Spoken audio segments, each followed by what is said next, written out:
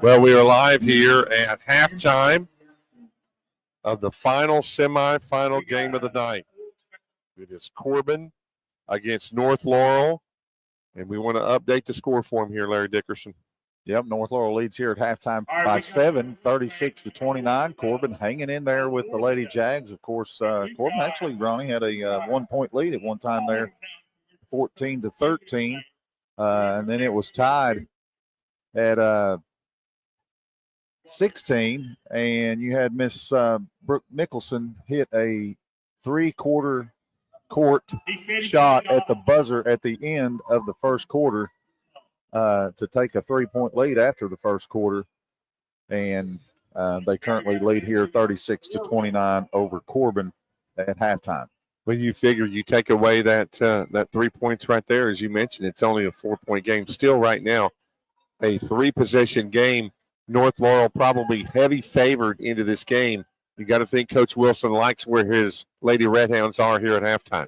Oh, yeah, no doubt about it. I mean, you got to feel good, and really it could be a lot closer. Corbin's had some turnovers, some unforced turnovers, and then, of course, you know, you've got the athleticism of Nicholson and Claybrook and all those girls for North Laurel. They've made some remarkable defensive plays and stolen the ball. Actually, Corbin was going to try to hope for one shot there at the end of this second quarter, and a little ill-advised pass there by Clem. It was picked off and taken down and laid up, and Addie Mae Wilson fouled the young lady, and she knocked down both free throws. So instead of it being a 5-point game at halftime, it's now a 7-point game.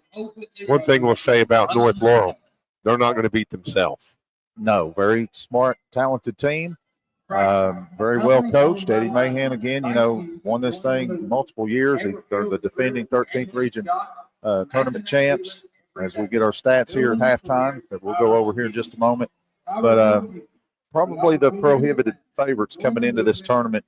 And if you've ever watched them play, you can see why. Of course, if you've watched South Laurel play, who's already punched their ticket into the championship game tomorrow night, who has a win over this North Laurel team. Coach Todd Windlam and the Lady Cards have something else to say about that. North Laurel is going for their 30th win of the season.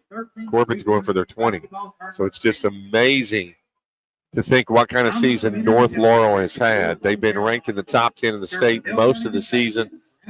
And one thing, Larry Wayne Dickerson, that sticks out to me big time looking at this, Corbin has 11 turnovers. Yeah, that's what I was saying. Some ill-advised passes, some unforced turnovers. Of course, you know, you don't give North Laurel credit. They've created a lot of turnovers as well. But I would say out of all those turnovers, probably 6 of them are ill-advised. Yeah, so, 9 assists for North Laurel, 6 for Corbin.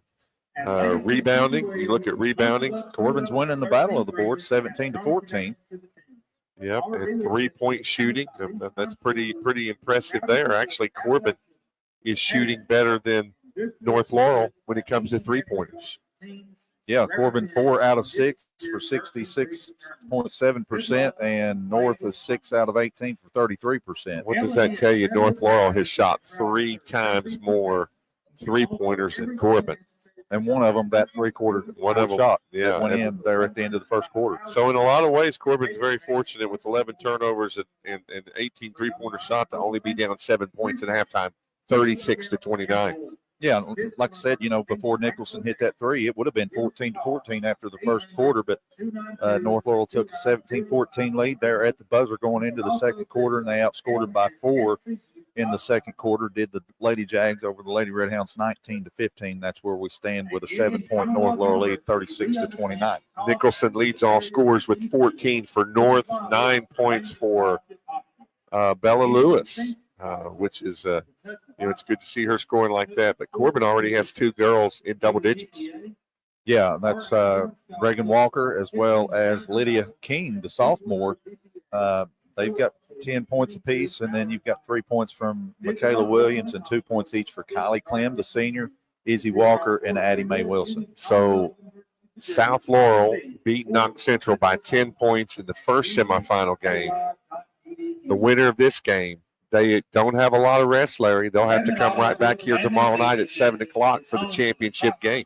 Yeah, that's exactly what they're aiming for. I think, they'll play on adrenaline just like South Laurel, and that's the way it's always been. And, of course, you've got the boys championship Monday night and tomorrow afternoon. That's going to be some fun games there between Harlan County and North Laurel, and then you got South and Pineville, who pulled off a huge win over Clay County last night. We want to thank once again American Cable. They are your local Dish Premier retailer. If you want to get Dish Network, they have prices starting as low as $91.99 a month, and you get Netflix free for 2 years. Call them at 606-712-4203. Halftime game 2 of the semifinals. It is North Laurel 36, Corbin 29. Final thoughts, Larry? Well, just, a great game, and I think North Laurel heavily favorites in this game, as you said, and they might be a little surprised that Corbin is hanging in there with them. Like I said, too many turnovers for the Red Hounds, or this could be a totally different game, and take away that 3 there at the end of the first quarter. Corbin could very well be up. So we've got another second half to play, and it's going to be interesting to see what these ladies do coming out of the locker room here, getting set for second half action. Once again, it is 36 for North, 29 for Corbin. Halftime here, the American Cable Halftime Show. We'll be back for the post-game show. We'll have players, and we'll have coaches interview the winning team that'll make it to the regional championship to play South Laurel. Till then, we're going to go from now. You're listening to the L4 Security 13th Region Media.